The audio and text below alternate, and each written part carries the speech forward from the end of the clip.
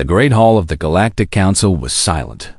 300 representatives from across the known galaxy sat in their floating platforms, watching the center stage where Fleet Commander Zorvax stood tall and proud. Zorvax was a Dralith, and like all his kind, he was impressive to look at. His dark blue scales covered a body that stood 8 feet tall. His forearms were crossed over his chest, and his golden eyes showed nothing but confidence. "The Dralith Dominion has decided," he announced, his voice filling the chamber. "We will expand into the outer territories. The human colonies there will accept our rule or face the consequences." Whispers spread through the hall. Some representatives looked worried. Others seemed curious. A few simply shook their heads as if they knew something Zorvax did not. Councillor Telnus rose from his platform. He was a Valani, a species known for their wisdom and their long memories. His silver skin reflected the lights of the chamber, and his voice was calm when he spoke. "Fleet Commander, the Council cannot stop you. The outer territories are beyond our protected space. But I must give you an official warning." Zorvax laughed. It was a deep, rumbling sound. "A warning? From the Council that has never fought a war?" "Not from us," Telnus said. "About them. About the humans." "What about the humans?" Zorvax asked. "They are a young species. They have been in space for only 300 years. Their weapons are weaker than ours. Their shields are thinner. Their ships are smaller. What could you possibly warn me about?" Telnus looked directly at Zorvax. His old eyes were serious. "Human ships are special. You will soon find out why." More laughter came from Zorvax. Several Dralith officers behind him joined in. "Special? Human ships are ugly boxes of metal. They look like they were built by children. Our vessels are works of art. Our technology is superior in every way." "Many have said the same," Telnus replied quietly. "They are no longer saying anything." Zorvax stopped laughing. "Is that a threat?" "It is history," Telnus said. 3 species have tried to take what belongs to humans. 3 species learned the truth about human ships. I am simply asking you to learn from their mistakes." "The Dralith do not make mistakes," Zorvax said. "We have conquered 47 worlds. We have never lost a war. These humans are nothing special. They come from a small planet in a quiet corner of the galaxy. They are soft. They are weak. They come from Earth," Telnus corrected him. "A world where everything tries to kill everything else. A world of earthquakes, storms, floods, and fire. A world where the creatures eat each other to survive. The humans call it home. They call it beautiful." Zorvax waved his upper arms dismissively. "Impressive words. But words do not win wars. Ships and weapons win wars. And ours are better." The session ended. Zorvax walked out of the Great Hall with his officers following behind him. They were already discussing their battle plans, already counting their easy victory. But someone was waiting for them in the corridor. Ambassador Kethra was also a Valani, younger than Telnus but just as serious. She stepped in front of Zorvax and held up her hand. "Fleet Commander, may I have a moment?" Zorvax stopped. He did not like the Valani, but they were useful. They kept records of everything. They knew things that others had forgotten. "Speak," he said. "I am not here as a council member," Kethra said. "I am here as someone who has seen the records. The real records. The ones that most species never see." "What records?" Kethra looked around to make sure they were alone. 40 years ago, the Kreth Empire sent a fleet to take a human Mayan colony. They had 60 warships. The humans had 12. "And the humans lost," Zorvax said. "Obviously. The humans lost 8 ships," Kethra said. "The Kreth lost all 60. Zorvax was quiet for a moment. "That is impossible. 20 years ago, the Mortith Collective attacked a human convoy. 50 Mortith raiders against 4 human cargo ships. Cargo ships, Fleet Commander. Not warships. What happened? The cargo ships won. They destroyed 32 raiders. The rest ran away. Kethra's voice was barely a whisper now. The humans lost only 1 ship. And that ship only died because it flew into a Mortith cruiser on purpose.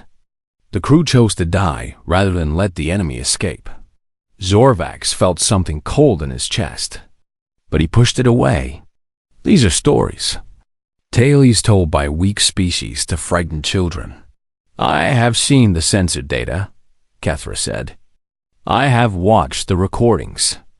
Human ships do not die easily. And human crews never give up. Never. Every species gives up eventually, Zorvax said. When they see that they cannot win, they surrender. It is logical. Humans are not logical, Kethra replied. They are stubborn. They are crazy. They bond with their ships like they bond with their families. They would rather die than let their ship fall into enemy hands. Zorvax pushed past her. Enough. I have heard enough. The Dralith will show the galaxy that humans are nothing to fear. We have 200 warships. 200 of the finest vessels ever built. No human fleet can stand against us. Kethra watched him go. She did not try to stop him again. She had done what she could. She had given the warning. Now the Dralith would learn the lesson. Zorvax reached his flagship and took his place on the command platform. Around him, his officers were ready. The fleet was assembled. 200 warships, each one a masterpiece of Dralith engineering. Set course for the human border colonies, Zorvax commanded. Maximum speed. Yes, Fleet Commander, his navigation officer replied. As the stars stretched into lines around them, Zorvax thought about the warnings he had received. Special ships. Stubborn crews. Crazy humans who would rather die than surrender. He shook his head and smiled. What could possibly make human ships so special? He asked out loud. Their weapons are weaker. Their shields are thinner. Their technology is decades behind ours. His officers nodded in agreement. None of them had an answer. None of them would understand the answer until it was too late. Far behind them, Counselor Telnus stood at a window in the Great Hall, watching the Dralith fleet disappear into the darkness of space. We tried to warn them, he said softly to himself. We always try to warn them. He turned away and began preparing his report. Another species was about to learn why human ships were special. Another species was about to discover what happened when you pushed humans too far. The galaxy had seen it before. The galaxy would see it again, and the humans would do what they always did. They would survive. They would fight. They would win, because that was what humans did. That was what made them special. Not their ships. Not their weapons. Not their technology. Just them. Just the humans themselves. And the Dralith were about to find out. The USS Horizon was not a beautiful ship. She was a medium cruiser, built for long patrols along the border colonies. Her hull was covered in patches and repairs from years of service. Her paint was faded. Her engines made strange noises that the crew had learned to ignore. But she was home. Captain Daniel Harris stood on the bridge, looking at the main screen. His face was calm, but his mind was racing. The sensors showed what was coming. 200 Dralith warships, heading straight for the colony behind them. Captain, we have confirmed the count, Lieutenant Commander Lisa Murray said from her station. Her voice was steady, but Harris could see the tension in her shoulders. 200 warships, heavy cruisers, destroyers, and support vessels. And what do we have? Harris asked, even though he already knew the answer. Us, the USS Pioneer, the USS Wanderer. 3 ships total. Harris nodded slowly. 3 ships against 200. The math was simple. The math said they should run. Begin civilian evacuation, Harris ordered. Get every transport moving. I want that colony empty in 6 hours. Yes, Captain. Murray paused. Sir, shouldn't we retreat with them? We can't fight a fleet this size. Harris turned to look at her. He was not a young man anymore. His hair was gray, and there were lines on his face from years of hard decisions. But his eyes were sharp and clear. Our job isn't to win, Lisa. Our job is to buy time. Every minute we hold them here is another minute for those transports to get away. We'll be destroyed. Maybe, probably.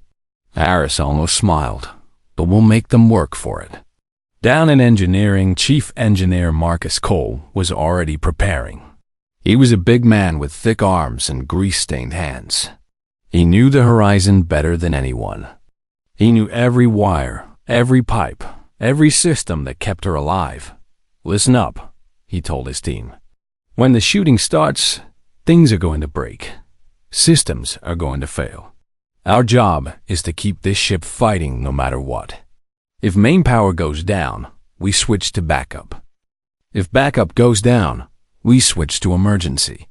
If emergency goes down, we start using batteries and prayers. His team nodded. They had trained for this. They had always known this day might come. On the bridge, Ensign Tyler Brooks sat at the navigation console. He was young, barely 25, on his first deep space assignment. His hands were shaking slightly, but he kept them on his controls. Dralith fleet will arrive in 30 minutes, he reported. Thank you, Ensign. Harris looked at the young man. First battle? Yes, sir. Scared? Brooks hesitated, then nodded. Yes, sir. Good. Fear keeps you sharp. Just don't let it control you. Harris turned back to the main screen. Remember why we're here. Remember who we're protecting. Those transports are full of families. Children. People who are counting on us to give them a chance. Brooks straightened in his seat. I won't let you down, sir. The Dralith fleet dropped out of faster-than-light travel exactly on schedule. 200 ships arranged in perfect formation. They were beautiful in a cold, terrifying way. Their hulls were smooth and elegant, covered in weapons that could crack moons. Fleet Commander Zorvax looked at the 3 human ships blocking his path and laughed. This is their defense? 3 vessels? They. Transmitting Fleet Commander, his communications officer said. Let me hear it. Captain Harris's voice filled the Dralith bridge. It was calm and clear. Dralith Fleet, this is Captain Daniel Harris of the USS Horizon. You are approaching human-protected space. Turn back now, and no one needs to get hurt today. Zorvax leaned forward. Human Captain, you have 3 ships. I have 200. Surrender now, and I will let your crews live. There was a pause. Then Harris spoke again. You were warned. Zorvax frowned. What? At the council. They warned you about human ships. You didn't listen. Harris's voice was almost sad. You should have listened. Destroy them, Zorvax ordered. The Dralith fleet opened fire. Hundreds of energy beams and missiles flew toward the 3 human ships. It should have been over in seconds. It should have been easy, it was not. The horizon shook as the first hits landed. Alarms screamed. Lights flickered. But the ship kept moving. Her weapons fired back, not at the main fleet, but at the missiles coming toward her sister ships. Damage report, Harris called out. All breaches on decks 7 and 12. Shields at 40%. Weapons still online. Murray's fingers flew across her console. Sir, they're concentrating fire on us. Good. That means they're not shooting at the Pioneer and Wanderer. Keep us between the enemy and those ships. Down in engineering, chaos had arrived. A power conduit had exploded, filling the room with smoke. 3 of Cole's people were injured. The main reactor was screaming warnings. Cole didn't hesitate. He grabbed his tools and dove into the mess. Reroute power through secondary lines. Bypass the damaged conduit. Move, move! The ship shook again and again. Every impact felt like a giant punching them. But Cole kept working. His hands moved automatically, making repairs he had practiced 1,000 times. On the bridge, Brooks watched his screens in disbelief. The Horizon was taking terrible damage. By any normal standard, they should be dead. But she kept fighting. She kept moving. "Captain, weapons array is offline," Murray reported. "We can't shoot anymore." Harris was quiet for a moment. Then he made a decision. "Brooks, set course for the nearest Dralith cruiser. Full speed." Brooks turned to look at him. "Sir, you heard me. If we can't shoot them, we'll hit them. Ram that cruiser." "Yes, sir." Brooks's hands were steady now. The fear was still there, but something else was stronger. Pride, determination, the knowledge that he was part of something bigger than himself. The Horizon accelerated. Her engines burned hot as she charged toward the enemy fleet. She was on fire in 3 places. Half her systems were dead. But she was still moving. On the Dralith flagship, Zorvax watched in confusion. "What are they doing? Why aren't they retreating?" "They're coming toward us, Fleet Commander." "That's insane. They're already destroyed." But the Horizon wasn't destroyed. She was hurt. She was bleeding. But she wasn't dead. And she wasn't stopping. The human ship slammed into a Dralith cruiser at full speed. Both ships crumpled together in a flash of fire and metal. The explosion lit up the darkness of space. Did that kill them? Zorvax demanded. His officer checked the sensors. His face went pale. "Fleet Commander, the human ship is still there. They're still transmitting. They're launching escape pods, and their remaining crew is still firing hand weapons from the hull breaches." Zorvax stared at the screen. The Horizon was broken in half. She was burning. She had just rammed a ship 3 times her size. And somehow, impossibly, she was still fighting. "What are these humans?" He whispered Doc behind the battle. The civilian transports reached safe distance.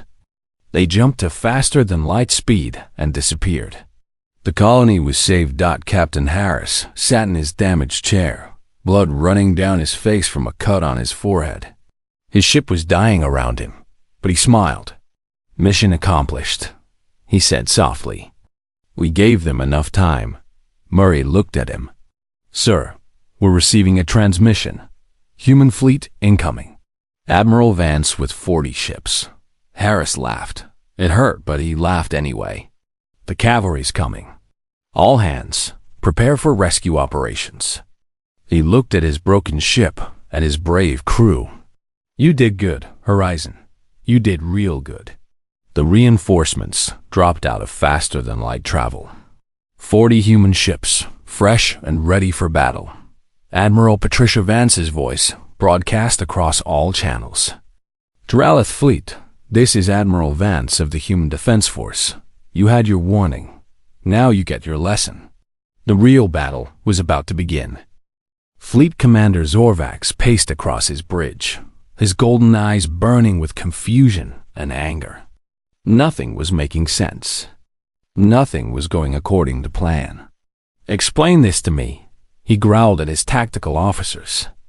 "How is that human ship still functioning? We hit it with enough firepower to destroy a small moon. It rammed one of our cruisers. Half of it is missing. How is it still transmitting?" His officers looked at each other nervously. None of them had an answer. Captain Rin, commander of the warship Vengeance, spoke up through the communication screen. "Fleet Commander, I have been analyzing the human vessel's design. What I found is disturbing. Show me." Rin sent the data to the main screen.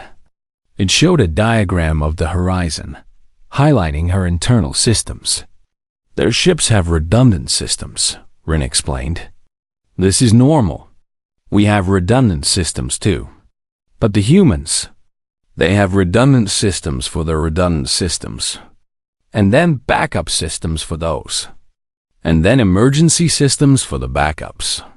Zorvax stared at the screen. That's impossible. That would make their ships incredibly heavy and slow. It does. It does. Human ships are slower than ours. They are less elegant. They carry more weight. Rin paused. But they are almost impossible to kill. You have to destroy every single system one by one before the ship stops working. And even then, the crew keeps fighting. That doesn't explain everything, Zorvax said. Any crew would surrender when their ship is that damaged. Any logical species would stop fighting and save themselves. Humans are not logical, Fleet Commander. The voice came from a new channel. Zorvax turned to see Ambassador Kethra's face appear on another screen. She looked tired, but there was no fear in her eyes. Ambassador, why are you contacting me? Because I tried to warn you before, and you didn't listen. Maybe now you will. Kethra's silver face was serious. You want to know why human ships are special? I will tell you. But he won't like the answer. Zorvax waved his hand. Speak. Kethra took a deep breath. Let me tell you about Earth, the human home world. We call it a death world, and the name is accurate. On Earth, the ground shakes and opens up to swallow cities. The sky throws lightning and spawns storms that can level mountains. The water rises and floods entire regions. Fire sweeps across forests and burns everything in its path. Many worlds have natural dangers, Zorvax said impatiently. On Earth, everything is dangerous. The animals eat each other. The plants poison each other. The bacteria and viruses are constantly evolving to kill the host they live in. Humans evolved on a world that was trying to murder them every single day. Kethra leaned closer to the screen. And they won. They conquered that world. They became the dominant species, not because they were the strongest or the fastest, but because they refused to die. Zorvax was silent. When humans build ships, Kethra continued, they build them with the assumption that everything will fail. Because on Earth, everything always failed. Machines broke down. Systems collapsed. Plans fell apart. So humans learned to prepare for failure. They learned to expect the worst and keep going anyway. That explains the ship design, Captain Rin said slowly. But it doesn't explain the crew behavior. Why don't they surrender? Because of how humans think about their ships. Kethra pulled up old records on her screen. When we build a vessel, we see a tool, a machine, something to be used and discarded when it breaks. Humans don't see it that way. They name their ships. They talk to them. They form emotional bonds with hunks of metal and wire. That's absurd, Zorvax said. Is it? Look at the ship that just rammed your cruiser. The USS Horizon. That vessel is 30 years old. The humans have repaired her so many times that almost none of the original parts remain. But to her crew, she is still the same ship. She has a personality, a history, a soul. Zorvax shook his head. Ships don't have souls. To humans, they do. And because of that bond, human crews will never abandon their ships while there is any chance of saving them. They will fight until the last weapon is gone. Then they will fight with tools, with hands, with anything they can find. They would rather die with their ship than live knowing they abandoned her. The bridge was quiet. Even the officers who had been skeptical were now listening carefully. Let me show you something, Kethra said. A recording from 15 years ago. A human frigate called the Steady Heart was attacked by pirates. She lost all her weapons in the first 10 minutes. A logical crew would have surrendered. Instead, they fought for 11 more hours. The recording played on the main screen. Zorvax watched as the small human ship dodged and weaved through enemy fire. She had no weapons left, but she kept moving. When the pirates tried to board her, The crew fought them off with hand tools and improvised explosives. When the engine failed, the crew made repairs while being shot at dot for 11 hours. The steady heart refused to die. When rescue finally arrived, the pirates fled. The human ship was barely holding together. More than half the crew was injured. But they had survived. They had won. "This is what you're fighting," Kethra said. "Not just ships. Not just weapons. You're fighting a species that evolved to never give up. A species that treats surrender as something worse than death.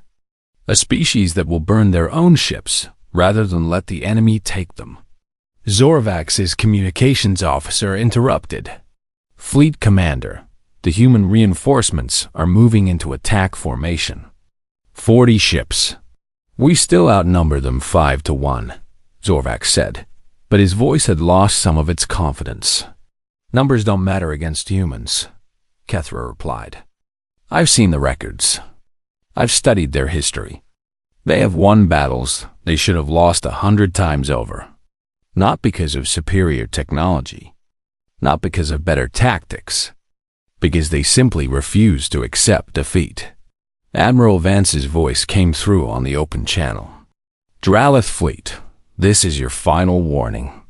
Withdraw now, and we let you leave. Stay, and we will show you why the galaxy learned to respect human ships." Zorvax looked at the tactical display. 40 human ships against his remaining fleet. His ships were bigger, stronger, better armed. Every calculation said he should win, but the burning wreck of the horizon was still visible on his sensors. Somehow, impossibly, she was still transmitting life signs. Her crew was still alive in there, waiting for rescue. "What do we do, Fleet Commander?" Captain Rin asked. Zorvax made his decision. He had come too far to turn back now. He had too much pride to retreat from a species he had dismissed as weak. "All ships, attack formation. We end this now." The Dralith fleet began to move.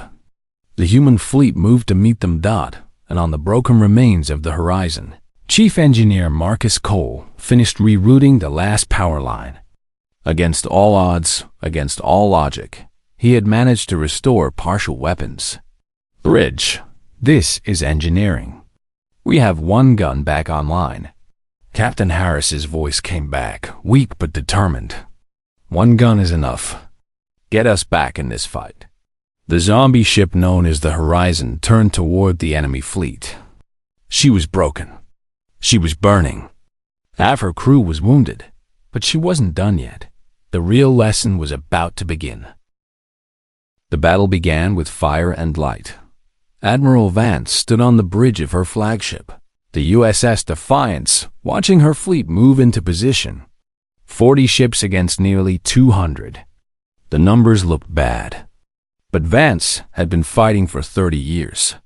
She knew something: the Dralith DIDN single quotes T. numbers were just numbers. "All ships, execute pattern Delta 7, she ordered. "Focus on their flanks. Make them turn. Don't let them use their full firepower." The human fleet split into smaller groups. Each group had 5 ships that moved together like fingers on a hand. They didn't charge straight at the enemy. They came from angles, forcing the Dralith to spread their attention. Fleet Commander Zorvax watched in frustration. "Why won't they fight properly? They keep running away." "They're not running, Fleet Commander," Captain Rin reported. "They're circling, drawing our ships out of formation. Then hold formation. Don't chase them." But it was too late. The Dralith captains were eager for kills. When they saw human ships that looked damaged or slow, they broke formation to pursue. And that's when the trap closed. The USS Pioneer, one of the ships that had fought alongside the Horizon, was limping through space with smoke trailing from her engines. 3 Dralith destroyers moved in for the easy kill. "They're taking the bait," Lieutenant Commander Murray said from the Defiance. She had been transferred there after the Horizon was too damaged to command. "Spring the trap," Vance ordered. The Pioneer suddenly stopped limping. Her engines flared to full power, and she spun around to face her attackers. At the same moment, 2 other human ships appeared from behind a nearby asteroid field. The 3 Dralith destroyers were caught between 3 enemies. The fight lasted 2 minutes. All 3 destroyers were destroyed. Across the battlefield, similar traps were being sprung. Human ships pretended to be weak, drew in the Dralith, then turned and fought with everything they had. The elegant Dralith formation fell apart as captains chased what they thought were easy victories. "This is impossible," Zorvax growled. "Our ships are faster. Our weapons are stronger. How are they winning?" The answer came from a most unexpected source. The Horizon had rejoined the battle.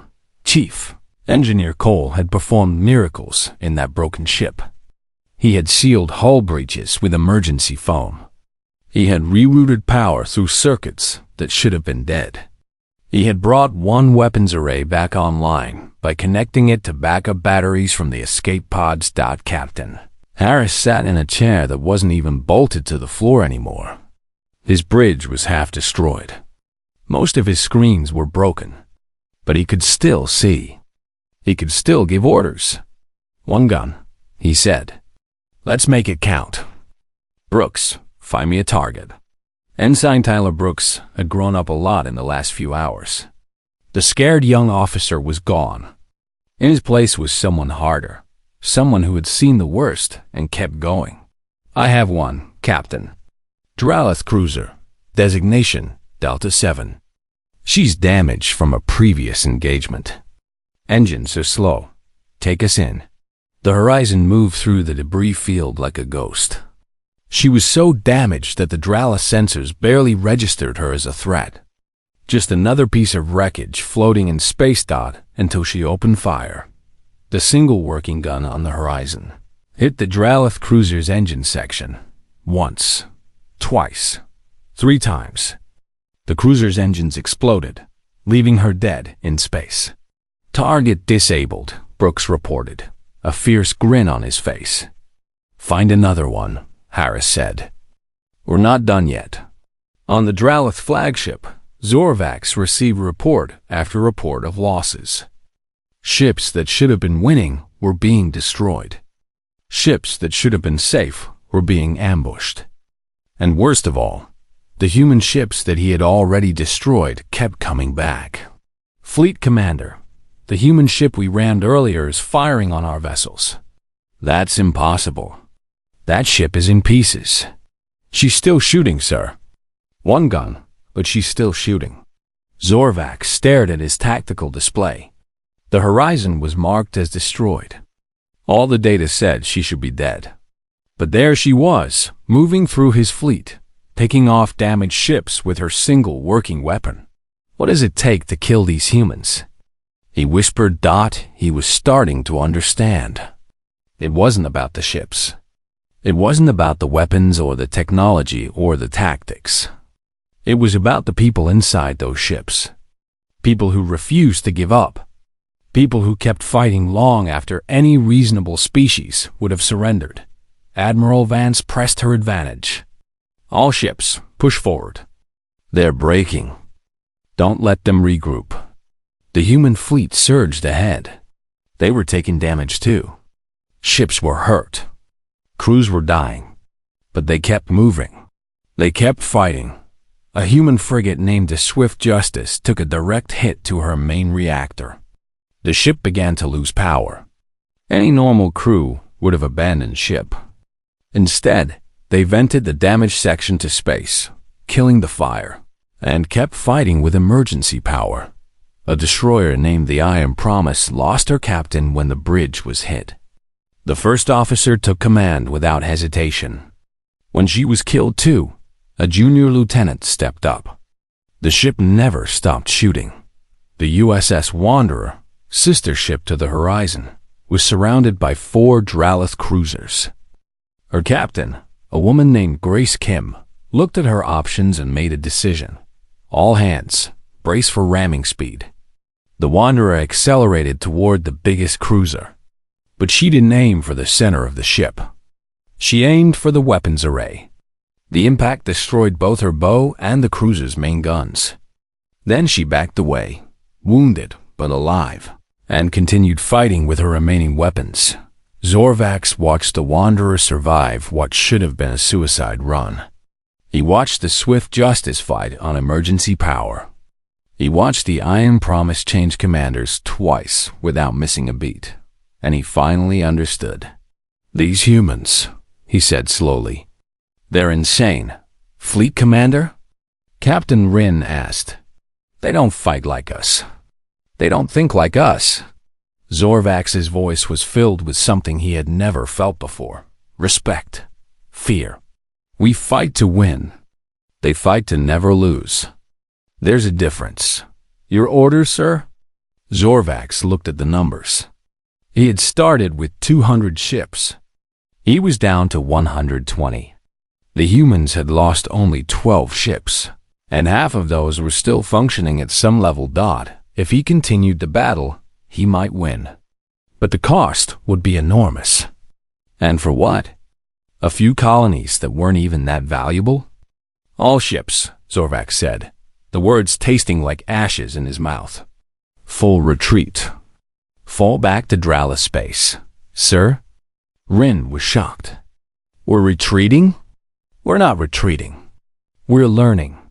Zorvax turned away from the screen. "Today I learned why the Council warned me. Today I learned what makes human ships special." "What is it, sir?" Zorvax was quiet for a long moment. When he spoke, his voice was heavy with new understanding. "It's not the ships. It's never been the ships. It's the humans inside them. They don't know how to surrender. They don't know how to give up. They will fight until their ships are dust and their bodies are broken. And even then, they will find a way to keep fighting." The Dralith fleet turned and ran. Behind them, the human ships did not pursue. They had won. That was enough. On the broken bridge of the horizon, Captain Harris watched the enemy disappear into the distance. His ship was barely alive. His crew was exhausted. But they had done it. "Sir," Brooks said quietly. "We won," Harris nodded slowly. "We did. We really did." He looked around at his damaged ship, at his brave crew, at the other human vessels gathering around them. They had been outgunned and outnumbered. They had faced an enemy with superior technology and overwhelming force. And they had won, because that's what humans did. They won. 6 months had passed since the battle at the border colonies. The Great Hall of the Galactic Council was full again. 300 representatives from across the known galaxy had gathered to witness something that had never happened before. The Dralith Dominion was asking for peace. Fleet Commander Zorvax walked to the center stage. He looked different now. The arrogance was gone from his posture. His golden eyes held something deeper than pride. They held wisdom earned through pain. "I stand before this council as a changed being," he began. 6 months ago, I ignored the warnings you gave me. I dismissed the humans as a young and weak species. I led 200 warships against their colonies, certain of easy victory. He paused, letting the silence fill the chamber. I was wrong. Whispers spread through the hall. A Dralith admitting failure was rare. A Dralith fleet commander admitting it before the entire galaxy was unheard of. I lost 80 ships that day, Zorvax continued. 80 of our finest vessels, destroyed by a force less than a quarter our size. But the numbers do not tell the true story. The true story is what I witnessed with my own eyes. He activated a holographic display. Images appeared in the air above the council chamber. Images of the battle. Images of burning ships that refused to die. I watched a human cruiser take damage that should have destroyed her 10 times over. She rammed one of my ships, broke in half, caught fire in 3 places, and lost most of her systems. Zorvax pointed at the image of the horizon. And then she came back. Her crew repaired her enough to fight again. With 1 gun. One gun against my entire fleet. The council members leaned forward, fascinated. I watched a human engineer seal himself inside a burning compartment because that was the only way to keep the reactor stable. He knew he would die. He did it anyway. His sacrifice kept his ship alive for 3 more hours. Zorvax's voice grew quieter. I watched a human pilot fly her damaged fighter directly into one of my missiles. She destroyed herself to save a civilian transport ship. A transport carrying people she had never met. She gave her life for strangers. He turned off the display. I asked myself then, and I ask myself now, what makes human ships so special? The council warned me. Ambassador Kethra warned me. But I did not understand until I saw it myself. And what did you see, Fleet Commander? Counselor Telnus asked. I saw that the ships are not special. Zorvax looked directly at the human delegation sitting in their platform across the hall. The humans are special. They build their ships the way they build their lives. They expect everything to fail. They expect the worst to happen. And they prepare for it. They build redundant systems because they know systems will break. They train their crews to never give up because they know giving up means death. He took a deep breath. But more than that, they love their ships. They name them. They care for them. They form bonds with metal and wire that we form only with family. When a human crew fights, they are not fighting for victory. They are fighting for their ship, their home, their family. The chamber was completely silent. We cannot defeat that, Zorvax said simply. No one can defeat that. You can destroy their ships, but they will build new ones. You can kill their crews, but more will come. You can win every battle, and they will still find a way to keep fighting. Because that is what humans do. That is who they are. He turned to face the human delegation fully. The Dralith Dominion requests peace with humanity. Not because we fear your weapons. Not because we fear your ships. We fear your spirit. We fear your stubborn refusal to accept defeat. We fear what you would do to us if we pushed you too far. Captain Daniel Harris rose from the human delegation. Captain Daniel Harris rose from the human delegation. He had recovered from his injuries, though he walked with a slight limp now. The horizon had been repaired too, mostly, though she would never be quite the same. Fleet Commander, Harris said, his voice calm and steady. You speak of human spirit. You speak of our refusal to give up. But I want you to understand something. We don't fight because we love war. We fight because we love peace. He stepped forward to the edge of his platform. Humans build ships to survive because we want to go home. We want to see our families again. We want to live our lives. Every system we add, every backup we install, every redundant circuit we wire, it's all so that our crews can survive and return to the people they love. Harris looked at Zorvax with no anger, no hatred, just understanding. We don't want enemies. We don't want war. But when someone threatens our homes, our families, our way of life, we will fight. And we will not stop fighting until the threat is gone or we are. There is no middle ground. Zorvax nodded slowly. I understand that now. And that is why we seek peace. Peace is acceptable, Harris replied. The human fleet has no desire to attack Dralith space. We only wanted to protect our people. That goal has been achieved.